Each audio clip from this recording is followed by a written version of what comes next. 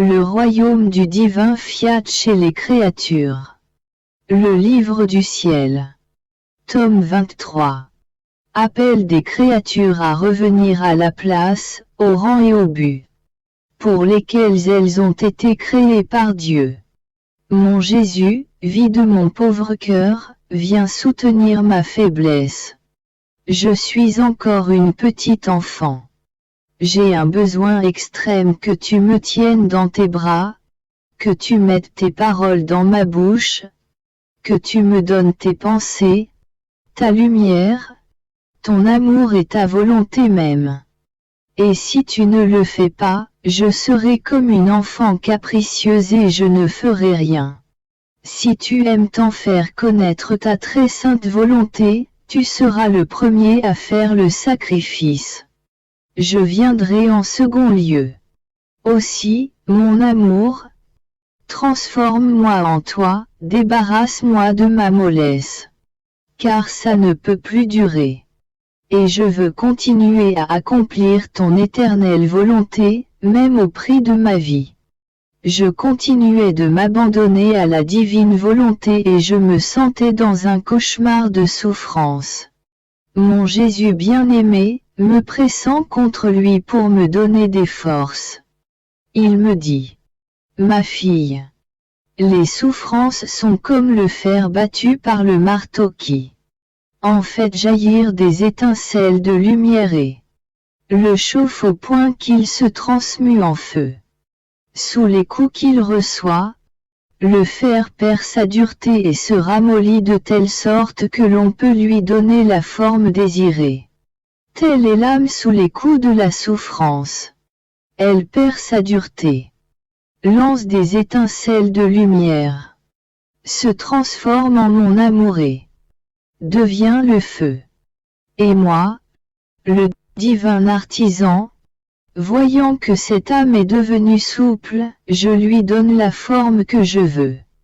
Oh, quel délice de pouvoir la rendre belle!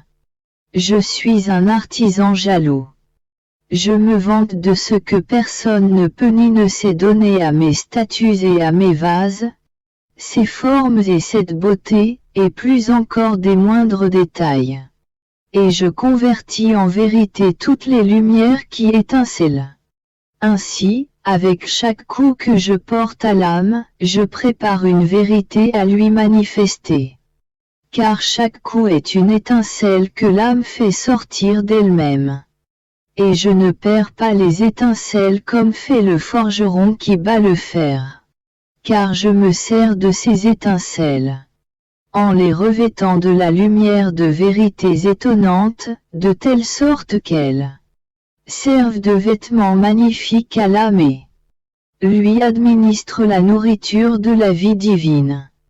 Après quoi je suivis mon doux Jésus. Mais il était si affligé et souffrant que j'en fus ému de pitié. Et je lui dis: Dis-moi, mon amour, ce qui ne va pas. Pourquoi souffres-tu autant? Jésus ajouta: Ma fille, je souffre de la grande douleur de ma volonté.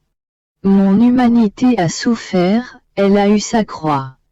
Mais la vie de mon humanité fut brève sur la terre. Au contraire, la vie de ma volonté est longue parmi les créatures. Elle dure déjà depuis 6000 ans et continuera encore. Et sais-tu ce qui est sa croix continuelle? La volonté humaine. Chaque acte de la volonté humaine opposé à la divine volonté. Chaque acte de ma volonté que l'âme ne reçoit pas, est une croix qui se forme pour mon éternelle volonté. Ces croix sont par conséquent innombrables. Si tu regardes toute la création, tu la verras remplie de croix formées de la volonté humaine. Regarde le soleil. Ma divine volonté apporte la lumière du soleil aux créatures. Elles prennent cette lumière sans reconnaître qui leur apporte cette lumière. Ma volonté reçoit autant de croix dans le soleil que de créatures qui ne reconnaissent pas ma volonté dans sa lumière. Et tout en profitant de cette lumière, les créatures s'en servent pour offenser la divine volonté qui les illumine. Oh! Comme il est difficile et douloureux de faire le bien et de ne pas être reconnu. Le vent est rempli de croix. Chacun de ces soufflets est un bienfait qu'il apporte aux créatures. Elles prennent et aiment ce bien, mais elles ne reconnaissent pas celle qui les caresse dans le vent, les rafraîchit et purifie l'air pour elles. Et ma volonté sent ainsi des clous d'ingratitude s'enfoncer et des croix se former à chaque souffle du vent. L'eau, la mer et la terre sont pleines de croix formées par la volonté humaine. Qui se sert de l'eau, de la mer et de la terre? Tout le monde. Et pourtant, ma volonté, qui conserve toutes choses et qui est la vie de toutes les choses créées, n'est pas reconnue et demeure isolée dans ces choses créées, pour ne recevoir que les croix de l'ingratitude humaine. Les croix de ma volonté sont par conséquent innombrables et plus douloureuses que la croix de mon humanité. En plus, la croix de mon humanité ne manquait pas de bonnes âmes, qui comprenaient la douleur, les tortures, les souffrances et même la mort qu'elle me faisait endurer, pour compatir avec moi et me faire réparation pour ce que je souffrais pendant ma vie mortelle. Les croix de mon divin fiat sont au contraire des croix qui ne sont pas connues. Par conséquent, ils sont sans sympathie ni réparation. Ainsi, la souffrance ressentie par ma divine volonté dans toute la création est telle que c'est tantôt la terre qui en éclate de douleur, tantôt la mer et tantôt le vent. Dans sa douleur, ma divine volonté se décharge par des fléaux de destruction. C'est la douleur extrême de la divine volonté qui, incapable d'aller plus loin, frappe ceux qui ne la reconnaissent pas. C'est pourquoi je t'appelle très souvent, pour parcourir toute la création, pour te faire connaître tout ce que ma volonté fait en elle, les souffrances et les croix qu'elle reçoit des créatures, afin que tu reconnaisses ma volonté en chaque chose créée, que tu l'aimes, que tu l'adores, que tu la remercies, et que tu sois sa première réparatrice et la consolatrice d'une aussi sainte volonté. Car seul celui qui vit dans ma volonté peut pénétrer dans ses actes et peut connaître ses souffrances et, avec sa puissance même, se faire le défenseur et le consolateur de ma volonté qui, depuis tant de siècles, vit isolée et crucifiée au milieu de la famille humaine.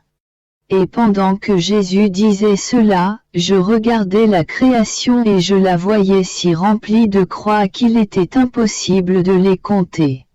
Pendant que la divine volonté sortait ses actes d'elle-même pour les donner aux créatures, la volonté humaine sortait ses croix pour crucifier ses actes divins. Quelle souffrance! Quelle souffrance! Mon Jésus bien-aimé ajouta. Ma fille, mon fiat éternel a eu envers les créatures un acte incessant depuis qu'il a fait la création tout entière. Mais comme les créatures n'avaient pas en elles le règne de ma volonté, ces actes n'ont pas été reçus et sont par conséquent restés suspendus par toute la création dans ma divine volonté elle-même. Lorsque je suis venu sur terre, mon premier souci fut de reprendre en moi l'acte incessant de mon éternel fiat, qui restait suspendu en lui-même, parce qu'il ne pouvait prendre sa place dans la créature. Mon humanité, unie au Verbe, devait d'abord donner une place à cet acte incessant et lui faire réparation. Telle a été ma passion inconnue qui fut plus longue et plus douloureuse.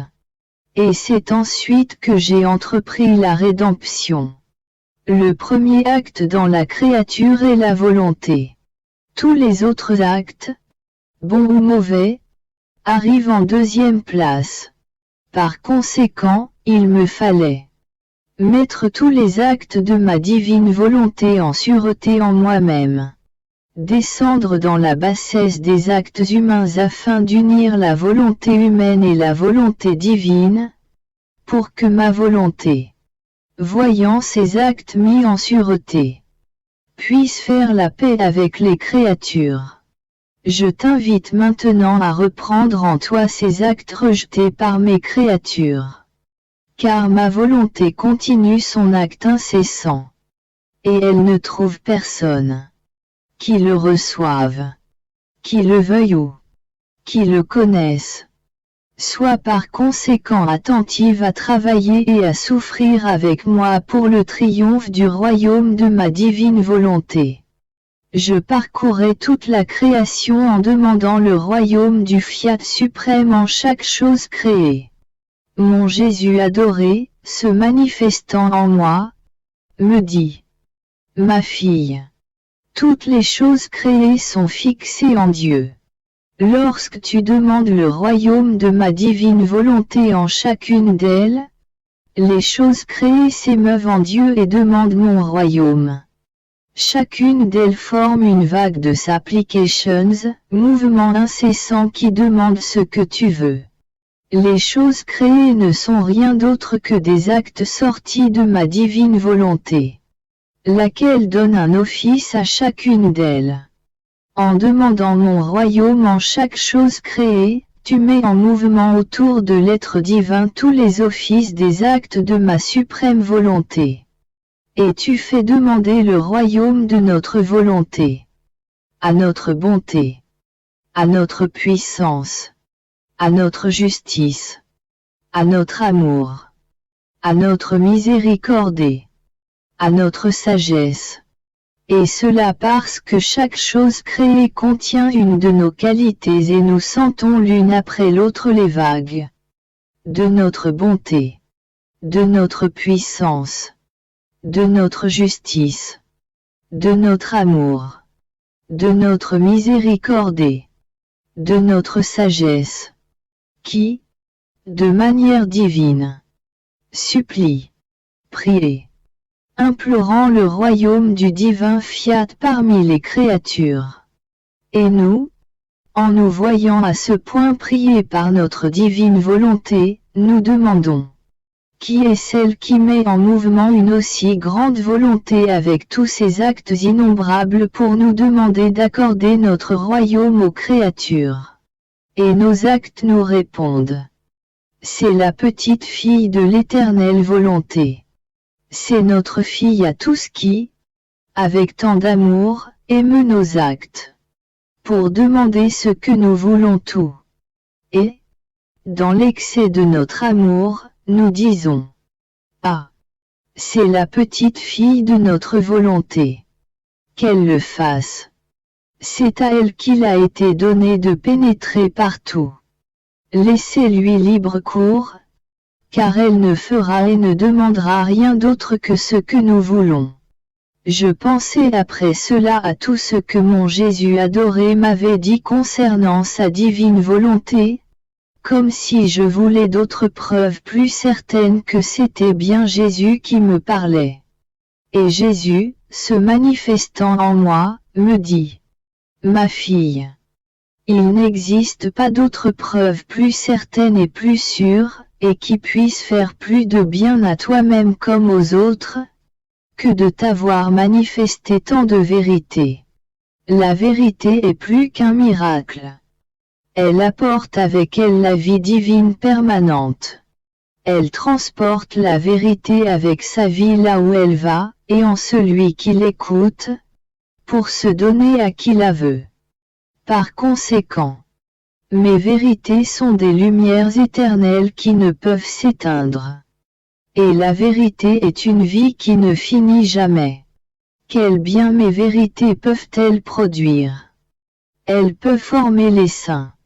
Elles peuvent convertir les âmes, Elles peuvent chasser les ténèbres et elles ont la vertu de renouveler le monde. J'opère par conséquent un plus grand miracle lorsque je manifeste une seule de mes vérités, que lorsque je donne d'autres preuves pour montrer que c'est moi qui vais vers l'âme, ou lorsque j'accomplis d'autres choses miraculeuses. Parce que ces choses ne sont que l'ombre de ma puissance, une lumière passagère. Et comme elle est passagère, elle n'apporte pas à tous la vertu miraculeuse. Mais elle se limite à l'individu qui a reçu le miracle. Et souvent celui qui a reçu le miracle ne devient même pas saint. En revanche, la vérité contient la vie. Et en tant que vie, elle apporte sa vertu à qui la veut. Sois certaine, ma fille, que, si en venant dans le monde je n'avais pas dit tant de vérité dans l'Évangile, même en ayant fait des miracles, la rédemption aurait été arrêtée, sans développement. Parce que les créatures n'auraient rien trouvé, ni enseignement ni lumière de vérité, pour apprendre les remèdes en vue de trouver la voie qui conduit au ciel. Il en aurait été de même pour toi, si je ne t'avais pas dit tant de vérité, spécialement au sujet de mon adorable volonté. Ce qui a été le plus grand miracle que j'ai accompli en ces temps. Sans ces vérités, quel bien aurait apporté cette grande mission qui t'a été confiée de faire connaître le royaume du divin Fiat.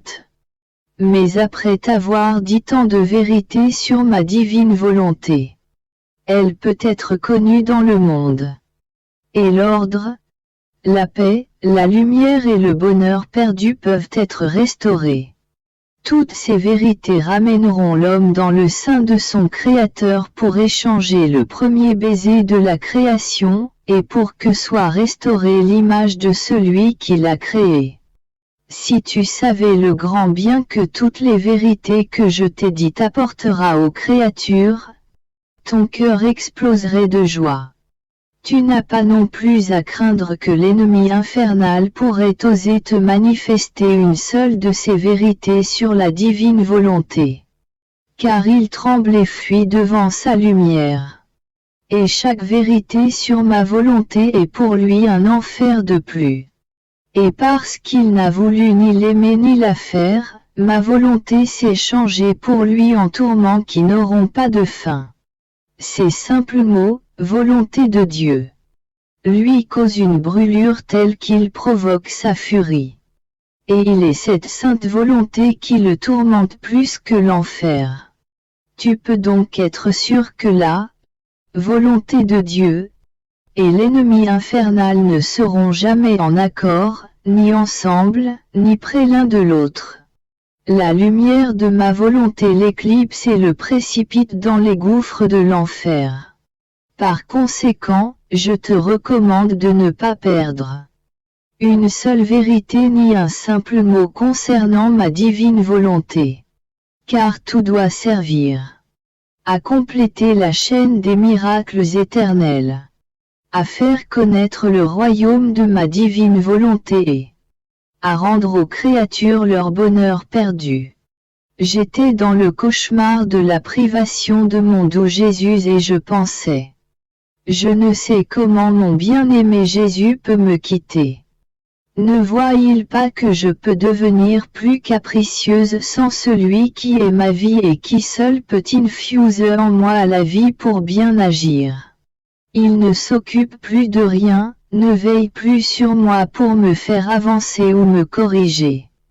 Mais alors que je pensais cela, mon Jésus adoré sortit de moi et me dit, « Ma fille, c'est que je suis sûr que tu ne peux plus sortir de la grande mer de ma divine volonté. Puisque je t'y ai placé et que toi, de ton plein accord, tu as voulu y entrer. Il n'y a donc pas de chemin par où tu pourrais sortir car cette mer n'a pas de limite. Et tu peux marcher en elle sans jamais rencontrer son rivage ni sa fin. C'est pourquoi je suis sûr que ma petite fille ne peut sortir de la mer de ma volonté.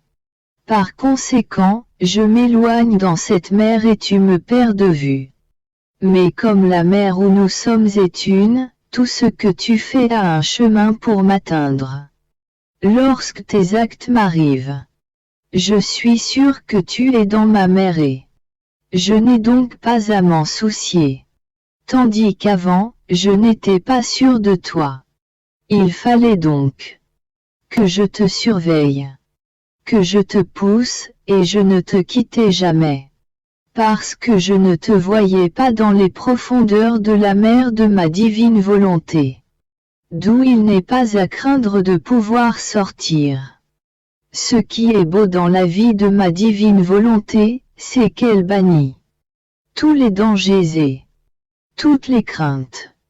Par contre, celui qui ne vit pas résigné ou qui ne fait pas la divine volonté est toujours en danger et dans la peur. Et il peut trouver bien des chemins qui l'éloignent de la mer immense du divin fiat. C'est donc pour cette raison que j'étais abandonnée dans cette mer et j'étais heureuse de ne pas pouvoir en sortir. Mon doux Jésus ajouta: Ma fille, mon fiat omnipotent a créé bien des choses dans la création, plaçant en chacune d'elles un bien pour les créatures, afin de recevoir de leur part la réciprocité de la gloire pour toutes les choses auxquelles mon fiat donnait le jour. Sais-tu en qui a été déposée cette gloire que ton Créateur attendait? C'est en toi, ma fille, parce que, vivant dans ma volonté et la possédant, tu contiens toutes les semences de chaque gloire que possède chaque chose créée. Par conséquent, en parcourant la création, tu ressens en toi le bien que contient chaque chose créée, et tu remplis ton office qui est de faire sortir de toi la gloire que ton Créateur attend avec tant d'amour. Quelle harmonie! Quel ordre! Quel amour! Quel enchantement de beauté passe entre l'âme qui vit dans ma volonté et toutes les choses créées par moi. Elles sont à ce point reliées entre elles qu'elles semblent inséparables. L'âme qui vit dans ma divine volonté vit en plein jour et ses actes, ses pensées, ses paroles ne sont que la réflexion de ma volonté. Le soleil de ma volonté se réfléchit dans l'âme plus qu'à l'intérieur d'un cristal et l'âme pense. Mon soleil se réfléchit, et l'âme parle. Il se réfléchit, et elle travaille. Il se réfléchit, et elle aime. Rien n'est plus grand ni plus beau qu'une âme qui vit dans les réflexions de ce soleil. Ces réflexions la mettent en commun avec les actes de son Créateur et en possession de ses biens eux-mêmes. Par ailleurs, tu dois savoir que, mon humanité, renfermait tous les biens de la rédemption et les manifestait pour le bien des rachetés. Mon humanité voulait enclore en elle tous les actes et tous les biens des enfants du royaume de mon divin fiat. Par conséquent, lorsque l'âme agit en lui, j'augmente la capacité de l'âme et j'y place mes actes. Ainsi, peu à mesure que l'âme entre dans mon royaume et produit ses actes, j'augmente toujours sa capacité afin de déposer dans l'âme tous les actes que possède mon humanité et de compléter le royaume de ma volonté dans l'âme. La terre doit d'abord être préparée, purifiée, avant de pouvoir vivre dans la divine volonté. Je t'appelle ainsi à travailler avec moi dans mon royaume. Je travaille en préparant la terre. Il est nécessaire de la purifier, car elle est trop souillée. Il y a certains lieux qui ne méritent plus d'exister.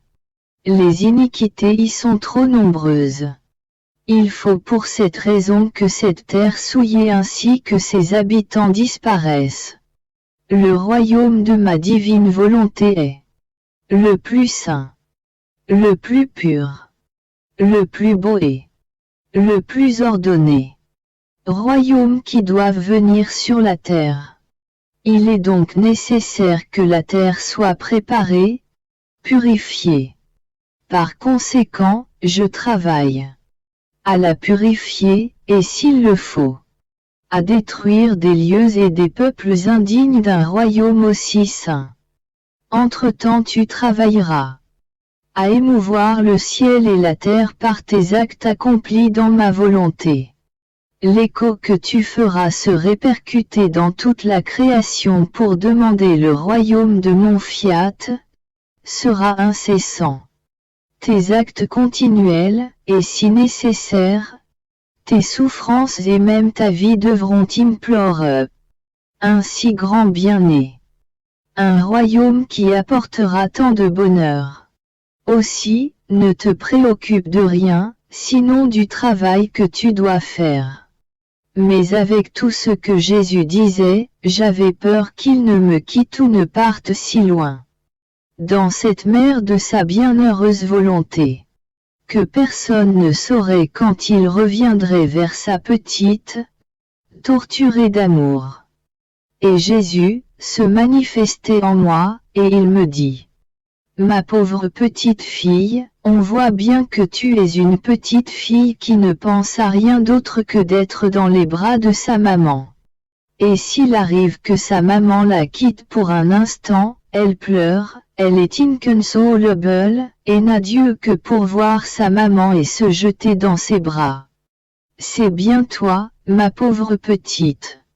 Mais tu dois savoir que s'il est possible que la maman quitte sa petite enfant, moi je ne quitterai jamais ma petite fille. Il est dans mon intérêt de ne pas te quitter. J'ai ma volonté en toi, c'est là que sont mes actes, mes biens. Par conséquent, ayant en toi ce qui est à moi, j'ai intérêt à ne pas te quitter. Au contraire, ces choses mêmes qui sont à moi m'appellent vers toi. Et je viens jouir de mes choses, de ma divine volonté qui règne en toi. Tu ne devrais craindre mon départ que si je te disais, donne-moi ce qui est à moi, donne-moi ma volonté. Mais ton Jésus ne te dira jamais cela, alors, sois en paix. Je me sentais complètement abandonné dans le fiat suprême. Mais dans la sainteté d'une volonté aussi sainte, je me sentais imparfaite et mauvaise. Je me disais, comment se peut-il que mon Jésus bien-aimé me dise qu'il me fait vivre dans sa divine volonté, et que je me sente pourtant si mauvaise? Et Jésus, se manifestant en moi, me dit, ma fille, il ne peut y avoir dans ma divine volonté ni mal ni imperfection. Ma divine volonté a la vertu qui purifie et détruit tous les maux. Sa lumière purifie. Son feu détruit jusqu'aux racines du mal. Sa sainteté sanctifie et embellit au point qu'il lui faut servir l'âme pour la rendre heureuse et que ma volonté trouve tous ses délices dans l'âme qui vit en elle. Ma divine volonté ne permet pas non plus que vivent en elle des créatures d'apporter avec elles des imperfections, des amertumes. Ces choses seraient contre sa nature. Jamais elle ne pourrait leur permettre de vivre en elle. Ce dont tu parles sont des impressions de laideur, d'imperfection, de mal. Ma volonté s'en sert comme d'un tabouret, ou du sol qui est sous ses pieds et qu'elle ne regarde même pas. Elle ne pense qu'à jouir de sa petite fille, qu'à placer en son sein ses actes, ses joies et ses richesses, pour la rendre heureuse, afin de pouvoir jouir du bonheur de la créature. Ma volonté donne ce qu'elle a. Elle n'admet pas en elle les plus petites choses qui ne se rapportent pas à elle. C'est pourquoi quiconque veut vivre en elle doit y entrer dépouillé de tout. Car la première chose que veut ma volonté, c'est revêtir l'âme de lumière, l'embellir de ses vêtements divins et déposer sur son front le baiser de paix éternelle, de bonheur et de fermeté. De ce qui est humain ne peut y vivre ni y trouver place. L'âme elle-même ressent du dégoût envers tout ce qui ne se rapporte pas à ma volonté. Elle sacrifierait sa vie plutôt que de participer à ce qui ne concerne pas la sainteté de ma volonté. Je poursuivais mon abandon dans le divin fiat, et mon doux Jésus ajouta, ma fille, dès le commencement de la création. Ma divine volonté fut donnée pour être la vie des créatures. J'ai pris l'obligation de maintenir cette vie entière, belle et en pleine vigueur dans la créature, administrant à chacun de ses actes un acte divin, un acte à la hauteur de sa sainteté, de sa lumière, de sa puissance et de sa beauté. Ma volonté s'est mise elle-même dans l'acte d'attendre que la créature lui rende ce qui lui appartient, afin de faire de la créature un prodige de vie divine, digne de sa sagesse et de sa puissance. Pour le comprendre, qu'il suffise de dire que ma divine volonté devait former sa vie en chaque créature, et qu'elle a mis dans son œuvre tout le soin et toutes les qualités infinies qu'elle possédait. Que ces vies divines auraient été belles dans les créatures. En les regardant, nous devions y trouver notre reflet, notre image, l'écho de notre bonheur.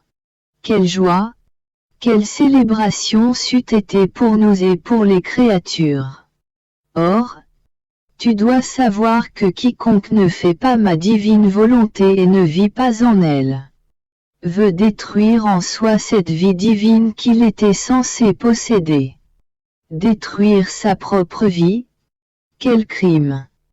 Qui ne condamnerait celui qui veut détruire la propre vie de son corps? Ou celui qui ne voudrait pas manger et se rendrait famélique, malade et incapable de rien faire? Or, celui qui ne fait pas ma volonté détruit sa propre vie que la bonté divine veut lui donner.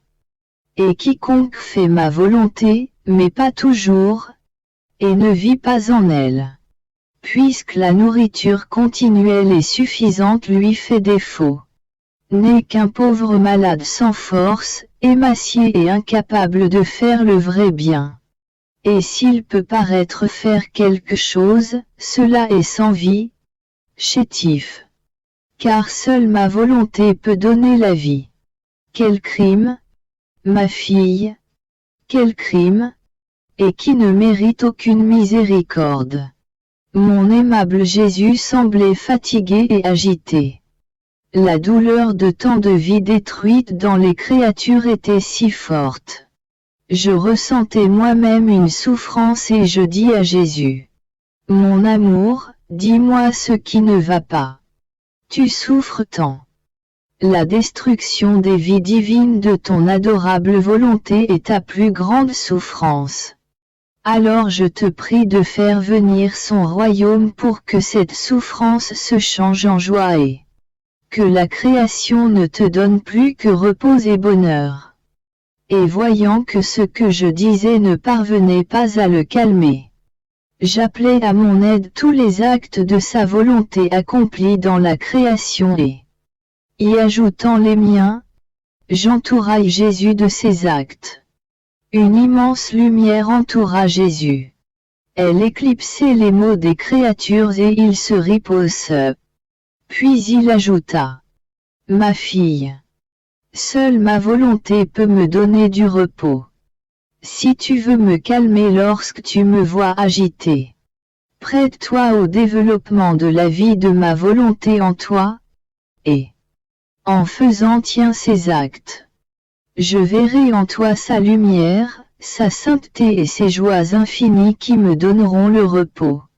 Et je m'arrêterai un instant de châtier ces créatures, si peu méritantes de ces vies divines qu'elles les détruisent en elles-mêmes, et qui méritent que je détruise tout leur bien naturel et leur vie même. Ne vois-tu pas que la mer outrepasse ses rivages pour emporter ces vies et les entraîner dans son sein? Le vent, la terre, presque tous les éléments se lèvent pour emporter les créatures et les détruire. Ce sont les actes de ma volonté répandus dans la création pour l'amour des créatures. Comme ils ne sont pas reçus avec amour, ils se convertissent en justice. J'étais terrifié à cette vue. Et j'ai prié pour que mon très bon Jésus se calme. Que vienne bientôt le royaume du divin Fiat. Je faisais ma ronde dans la création, pour suivre tous les actes de la divine volonté qui sont en elle. Arrivé au jardin d'Éden où Dieu créa le premier homme, Adam, pour m'unir avec lui à cette unité de volonté qu'il possédait avec Dieu et dans laquelle il accomplissait ses premiers actes dans sa première époque de création. Je me disais, qui sait quelle sainteté possédait Adam, mon premier père, quelle valeur avaient ses premiers actes dans le royaume du divin Fiat? Comment puis-je implorer que vienne à nouveau sur la terre un royaume aussi saint, étant donné que je suis seul à chercher à obtenir un si grand bien? Mais alors que je pensais cela, mon toujours aimable Jésus sortit de moi et m'envoya des rayons de lumière. Cette lumière se changea en parole, et il me dit, « Ma fille, fille première-née de ma volonté, puisque tu es sa fille, je veux te révéler la sainteté de celui qui possède le royaume de mon divin Fiat. Au commencement de la création, ce royaume avait sa vie, son règne parfait et son complet triomphe. Il n'est donc pas totalement étranger à la famille humaine. Et comme il ne lui est pas étranger, il y a l'espoir qu'il reviendra parmi elles pour régner et dominer. Or, tu dois savoir qu'Adam possédait cette sainteté lorsqu'il fut créé par Dieu. Et ses actes, même les plus petits, avaient une valeur telle qu'aucun saint, ni avant ni après ma venue sur la terre, ne peut se comparer à sa sainteté. Et tous les actes de tous les saints n'ont pas la valeur d'un seul acte d'Adam. Car il possédait dans ma divine volonté la plénitude de la sainteté, la totalité de tous les biens divins. Et sais-tu ce que signifie avoir la plénitude?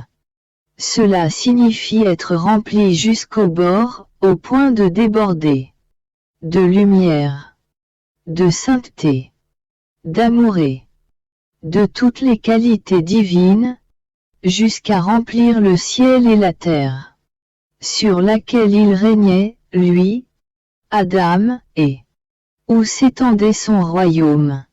De sorte que chacun de ses actes accomplis dans cette plénitude des biens divins avait une valeur telle qu'aucun autre bien. Quels que soient les sacrifices et les souffrances d'une créature qui fait le bien.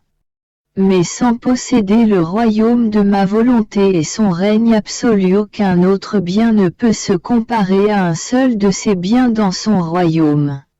Par conséquent, la gloire, l'amour qu'Adam me donnait lorsqu'il vivait dans le royaume de ma divine volonté, personne ne me les a donnés. Car il me donnait la plénitude et la totalité de tous les biens dans ses actes. Et c'est uniquement dans ma volonté que ces actes se trouvent. En dehors d'elle, ils n'existent pas. Ainsi, Adam possédait ses richesses, ses actes d'une valeur infinie que ma volonté éternelle lui communiquait en présence de la divinité. Car Dieu, en le créant, n'avait laissé aucun vide en lui, et tout n'était que plénitude divine, dans la mesure où peut la contenir une créature. C'est pourquoi, en tombant dans le péché, ses actes ne furent pas détruits, ni ses richesses, ni cette gloire et cet amour parfait qu'il avait donné à son Créateur. Et en vertu de ses actes et de son action dans mon divin fiat, Adam a mérité la rédemption. Non, il n'était pas possible pour celui qui avait possédé le royaume de ma volonté, même pour un peu de temps, de rester sans rédemption. Quiconque possède ce royaume entre avec Dieu en des liens et des droits tels que Dieu lui-même ressent la force de ses propres chaînes, qui, le liant, l'empêche de se détacher de cette créature. L'adorable majesté s'est trouvée vis-à-vis d'Adam dans la condition d'un père ayant un fils qui fut la cause de bien des conquêtes, de grandes richesses et d'une gloire incalculable.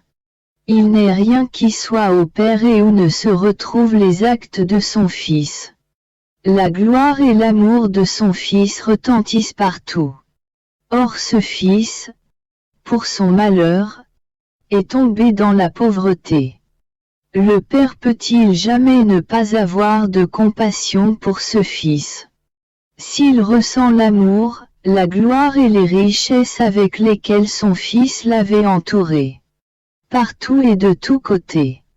Ma fille, en vivant dans le royaume de notre volonté, Adam avait pénétré dans nos limites, qui sont infinies, et il avait placé partout sa gloire et son amour pour son Créateur. Et en tant que Fils, il nous apportait avec ses actes nos richesses, nos joies, notre gloire et notre amour. Son écho résonnait dans tout notre être, comme le nôtre dans le sien. Or, le voyant tomber dans la pauvreté, comment notre amour pouvait-il supporter de ne pas éprouver pour lui de la compassion? Si notre divine volonté elle-même combattait contre nous et plaidait en faveur de celui qui avait vécu en elle. Vois-tu alors ce que signifie vivre dans ma divine volonté? Sa grande importance. Dans ma divine volonté se trouve la plénitude de tous les biens divins et la totalité de tous les actes possibles et imaginables, elle embrasse tout de l'être divin. L'âme qui vit dans la divine volonté se trouve dans ma volonté, comme l'œil dans la lumière du soleil et qui est entièrement rempli de sa lumière, pendant que le soleil se réfléchit entièrement dans la pupille de l'œil. Sa lumière est également à l'extérieur, revêtant la personne et la terre tout entière sans quitter l'intérieur de la pupille.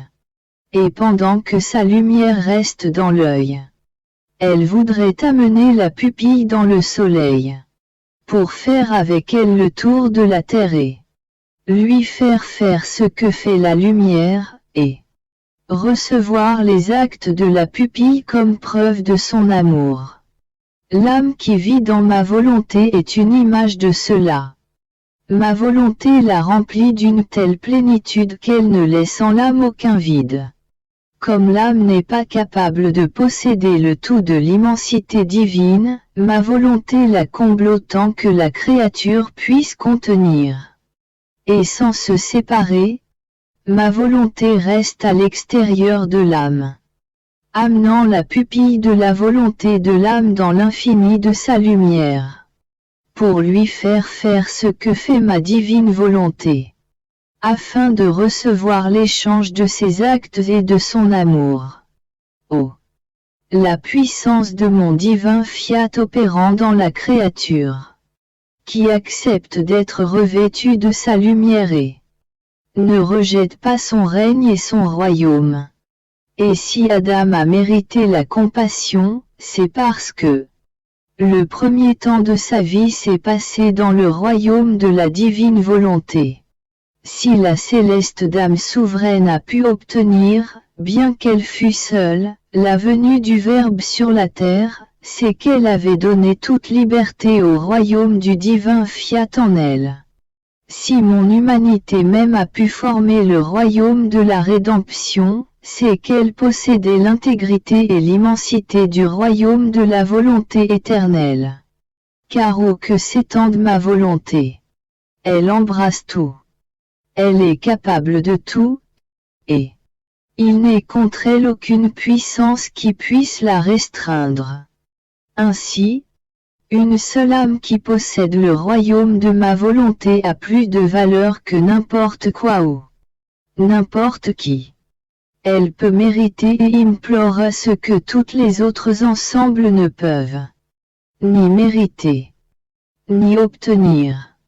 Car toutes les autres ensemble, si bonnes qu'elles puissent être, mais sans la vie de ma volonté en elles, ne sont toujours que les petites flammes, les petites plantes, les petites fleurs, qui, tout au plus, servent d'ornement à la terre et sont sujettes à s'éteindre et à se dessécher.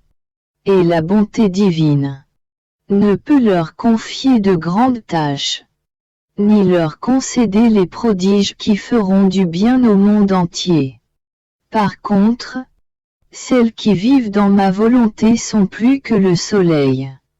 Tout comme le soleil règne surtout par sa lumière, domine sur les plantes, donne à chacune la vie, la couleur, le parfum et la douceur, s'impose par sa domination implicite sur toutes choses pour leur procurer ses effets et les biens qu'ils possèdent. Aucune autre planète ne fait autant de bien à la Terre que le Soleil. Ainsi, en toutes les créatures qui vivent dans ma volonté, il n'y a plus qu'un Soleil. Et avec la lumière qu'elle possède, elle s'humilie, puis s'élève avec rapidité et pénètre partout en Dieu et dans ses actes. Avec la divine volonté qu'elle possède, elle domine sur Dieu lui-même, sur les créatures. Elles sont capables de tout renverser, pour offrir à chacun la vie de la lumière qu'elles possèdent. Ces âmes portent leur Créateur et font avancer la lumière afin d'implorer, d'obtenir et de donner ce qu'elles veulent. Oh! Si les créatures avaient conscience de ce bien, elles rivaliseraient entre elles. Et toutes les passions se changeraient en passions de lumière. Pour ne vivre à jamais que dans ce divin fiat qui sanctifie tout, donne tout, et domine sur tout. Mon pauvre esprit continuait à se perdre dans la divine volonté. J'étais émerveillé par la sublimité, la plénitude et la totalité des actes accomplis en elle. Mon bien-aimé Jésus, se manifestant en moi, ajouta: Ma fille, cesse de t'émerveiller. Vivre dans mon divin fiat et agir en lui, c'est transfuser le Créateur dans la créature. Et entre l'action du divin et celle de la créature seule, il existe une distance infinie. La créature se prête à son Dieu, comme matériau, pour le laisser opérer de grandes choses. Tout comme le matériau de la lumière s'est prêté au divin fiat dans la création, pour lui permettre de former le soleil, le ciel, les étoiles et la mer, qui sont tous des matériaux, dans lesquels le fiat suprême a retenti. Pour faire toute la création, on envoie le prodige dans le soleil, le ciel, la mer et la terre qui furent vivifiés et animés par le fiat. Spectacle éternel et enchanteur de ce que c'est et peut faire ma volonté. Qu'il en est de l'âme comme des accidents de l'hostie, qui se prêtent, quoique matérielle, à permettre qu'elle soit animée par ma vie sacramentelle, pourvu que soient prononcées par le prêtre les paroles même utilisées par moi dans l'institution du très saint sacrement. Ces paroles étaient animées par mon fiat et contenaient la puissance créatrice. Par conséquent, le matériel de l'hostie subit la transsubstantiation de la vie divine. Bien des paroles peuvent être dites sur l'hostie. Mais, si ce ne sont pas les quelques paroles établies par le fiat, ma vie demeure au ciel et l'hostie reste le vil matériel dont elle est composée. Qu'il en va de même pour l'âme. Elle peut faire, dire, souffrir tout ce qu'elle veut. Mais si elle ne s'écoule pas dans mon divin fiat, ce sont toujours des choses finies et vaines. Mais pour quiconque vit dans mon divin fiat, ces paroles, ces œuvres, ces souffrances, sont comme des voiles qui cachent le Créateur. Et ces voiles sont utiles à celui qui a créé le ciel et la terre. Il les rend dignes de lui, et il y place sa sainteté, sa puissance créatrice, son amour infini. Ainsi, quelle que soit la grandeur des choses accomplies, nul ne peut se comparer à la créature en qui ma divine volonté vit, règne et domine. Même parmi les créatures, selon le matériel qu'elles ont entre les mains pour accomplir leur œuvre, ce qu'elles possèdent et gagnent change de valeur. Supposons que l'un possède du fer. Combien il lui faudra travailler, suer et surmonter de difficultés pour assouplir ce fer et lui imprimer la forme du récipient qu'il veut lui donner. Et le gain qui en résulte est si petit qu'il lui permet à peine de survivre. Par contre, un autre possède de l'or ou des pierres précieuses. Oh! Combien moindre le travail, mais il gagne des millions. Ainsi, ce n'est pas le travail qui apporte les grands gains, les richesses exubérantes, mais la valeur du matériel que l'on possède. L'un travaille peu et gagne beaucoup, parce que le matériel qu'il possède a une grande valeur. L'autre travaille beaucoup, mais comme son matériel est vil et de peu de prix, il reste toujours pauvre, en haillons, et à demi mort de faim. C'est ce qui arrive à celui qui possède ma divine volonté. Il possède la vie, la vertu créatrice. Ses plus petits actes recèlent une valeur divine et infinie. Personne, par conséquent, ne peut égaler ses richesses. Par contre, celui qui n'a pas ma volonté possède sa propre vie. Il est sans vie et ne travaille que le matériel de sa propre volonté. En conséquence, il reste toujours pauvre et en haillons devant Dieu, et privé de cette nourriture qui forme en lui le fiat voluta tua sicut in caelo et in terra. Je continuais mes actes dans le divin fiat.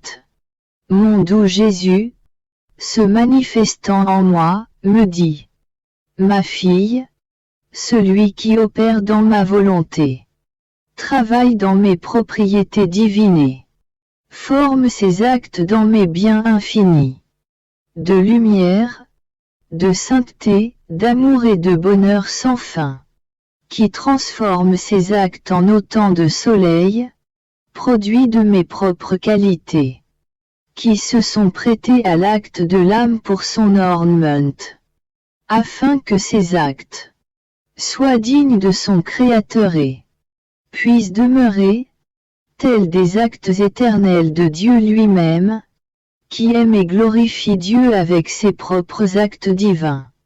Ainsi, Adam, avant le péché, formait en son Créateur autant de soleil que d'actes accomplis. Or, celui qui vit et opère dans ma volonté trouve ses soleils formés par lui.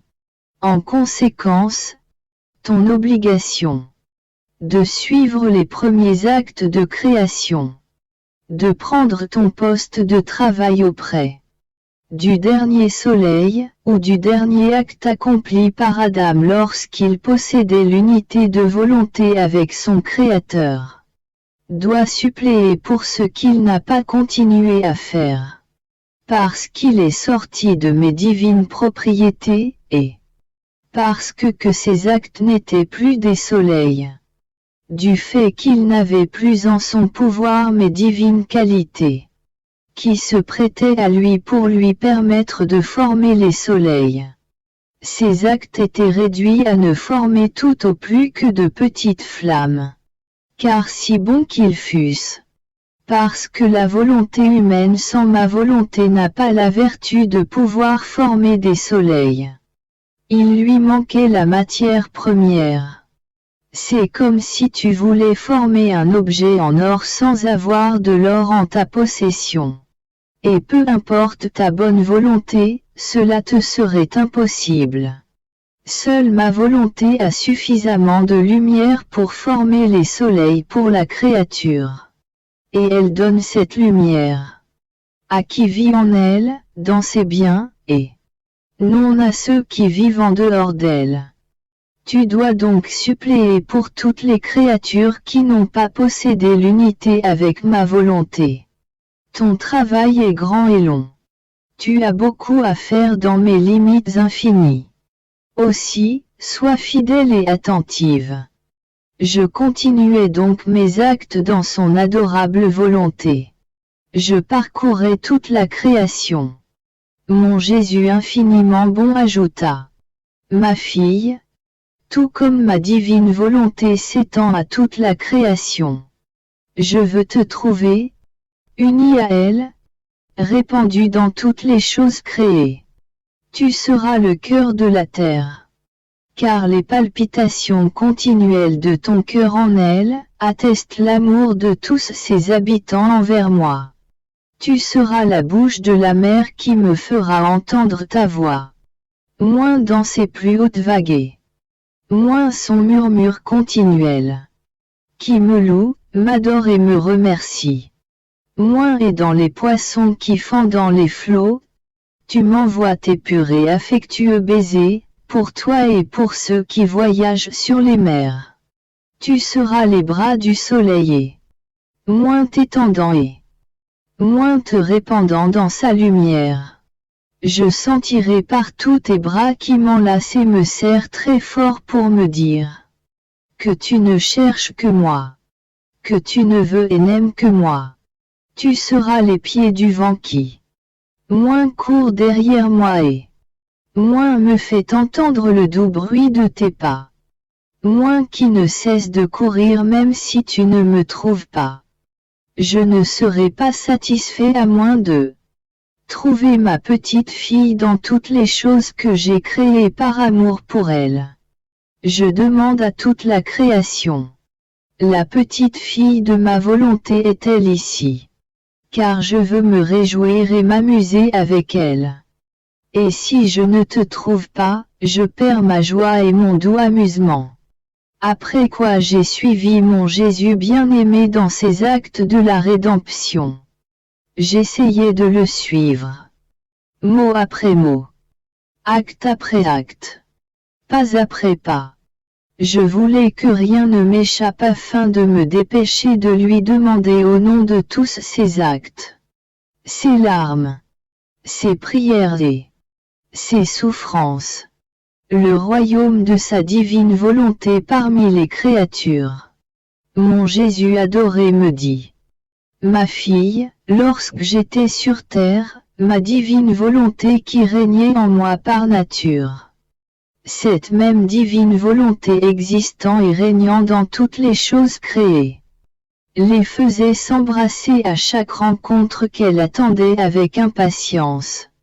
Et les choses créées rivalisaient entre elles pour me rencontrer et me rendre les hommages qui m'étaient dus. La terre, en sentant mes pas, verdissait et fleurissait sous mes pas, pour me rendre hommage. Elle voulait faire sortir de son sein toutes les beautés qu'elle possédait. L'enchantement des plus magnifiques floraisons à mon passage. Si bien que souvent je devais leur commander de ne pas me faire ces démonstrations. Et pour me rendre hommage. Astérisque la terre m'obéissait, tout comme elle m'honorait en fleurissant. Astérisque le soleil. Essayait toujours de me rencontrer pour me rendre les hommages de sa lumière, faisant sortir de son sein toute la variété de ses couleurs, pour m'accorder les honneurs que je méritais. Tous les êtres et toutes les choses essayaient de me rencontrer pour me célébrer. Le vent, l'eau, et jusqu'au petit oiseau pour me rendre les honneurs. De ses trilles. De ses gazouillis de ses chants. Toutes les choses créées me reconnaissaient et rivalisaient entre elles pour savoir qui pourrait mieux me célébrer. Celui qui possède ma divine volonté à la vision. Qui lui permet de savoir ce qui appartient à ma volonté même. Seul l'homme ne me connaissait pas. Car il n'en possédait pas la vue et le délicat sens de l'odorat. Il m'a fallu le lui dire pour qu'il me connaisse. Et avec tout ce que j'ai dit, beaucoup même ne m'ont pas cru. Car qui ne possède pas ma divine volonté est aveugle et sourd, sans odorat pour reconnaître ce qui appartient à ma volonté. Ne pas la posséder est le plus grand malheur de la créature.